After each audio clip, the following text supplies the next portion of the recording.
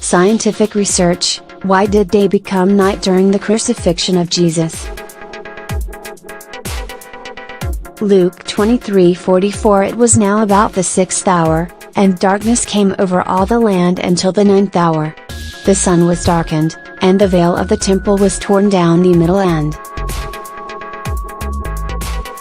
The so-called eclipse of the century, which will happen August 21, 2017, will be visible from the United States, where the day will become completely dark due to the natural phenomenon.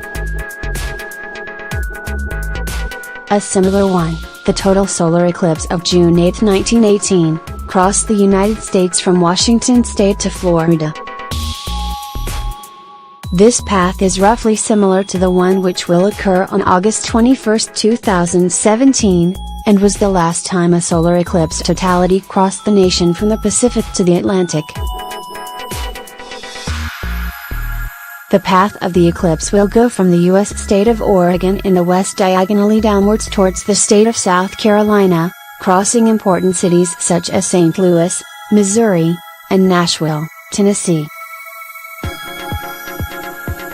In connection to the eclipse of the century, many began to wonder whether the Gospel account of the crucifixion, which describes a day that became dark, could have occurred due to a total eclipse of the sun, like the one that is approaching in August 2017.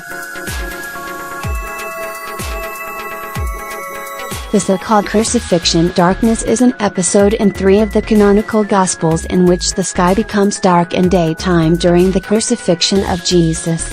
Furthermore, the oldest biblical reference to the crucifixion darkness is found in the Gospel of Mark, written around the year 70. In its account of the crucifixion, on the eve of Passover, it says that after Jesus was crucified at 9 in the morning, darkness fell over all the land, or all the world from around noon, the 6th hour, until 3 o'clock, the 9th hour. According to Luke 23:44 it was now about the 6th hour, and darkness came over all the land until the 9th hour. The sun was darkened, and the veil of the temple was torn down the middle end. It appears that Luke's Gospel originally explained the event as an eclipse, but many scholars disagree. Many authors agree that the biblical details do not accord with an eclipse, as a solar eclipse could not have occurred on or near the Passover when Jesus was crucified and would have been too brief to account for 3 hours of darkness. The maximum possible duration of a total solar eclipse is 7 minutes and 31.1 seconds. The only total eclipse visible in Jerusalem in this era fell later in the year, on 24 November 29 at 11:05 a.m. Furthermore, according to Matthew 27 hours 45 minutes, from the 6th hour until the 9th hour darkness came over all the land.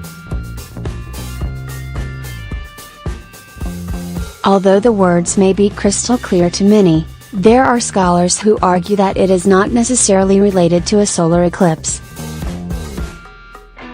In fact, there are translations that do not mention an eclipse, but rather that the sun went completely dark.